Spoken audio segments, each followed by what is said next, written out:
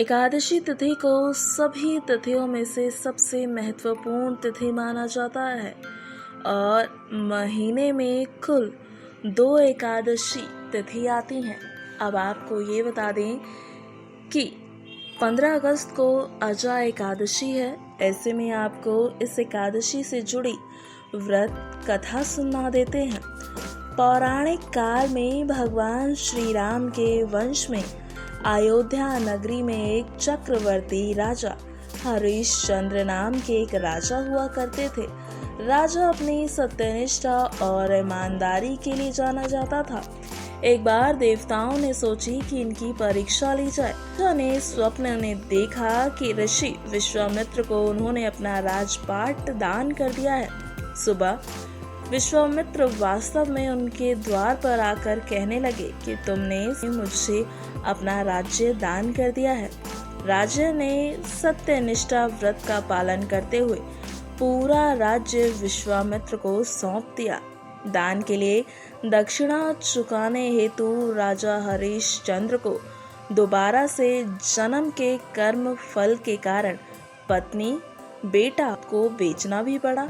हरिश्चंद्र को एक डोम ने खरीद लिया जो शमशान भूमि में लोगों के दाह संस्कार का काम करवाता था। स्वयं एक चांडाल का दास, उसने उस चांडाल के यहाँ कफन लेने का काम किया, लेकिन उसने इस आपत्ति के काम में भी सत्य के साथ नहीं छोड़ा। जब इसी प्रकार उसे कई वर्ष बीत गए तो उसे अपने इस नीच कर्म पर बड़ा ही दुख हुआ और वो इससे मुक्ति पाने के उपाय ढूंढने लगा। वो हमेशा इसी चिंता में रहने लगा कि वो क्या करे, किस प्रकार से इस नीच कार्य से वो मुक्ति पाए।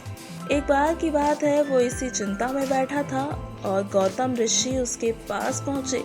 हरिश्चंद्र ने उन्हें प्रणाम किया और अपनी दुख भरी कथा भी सुनाई।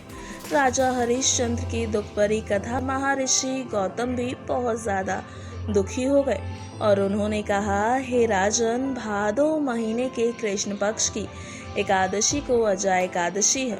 तुम उस दिन विधि पूर्वक व्रत करो और रात्रि को जागरण करो।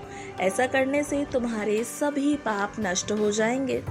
महर्षि गौतम इतना कहकर आलोप हो गए।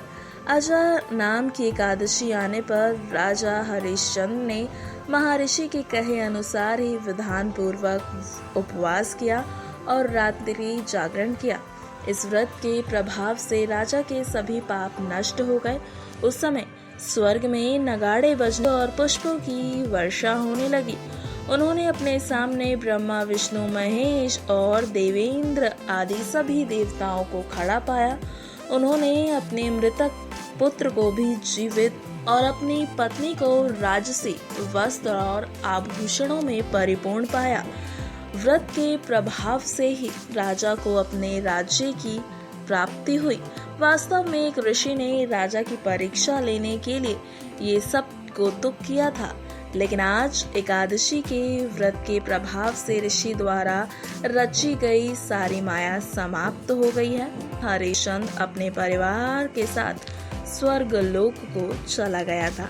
अगर आप इस पावन एकादशी का व्रत विधि विधान के साथ करते हैं तो आपको भी इसका फायदा जरूर देखने को मिलता है। नेक्स्ट 9 स्पिरिचुअल से आर्थिक रिपोर्ट।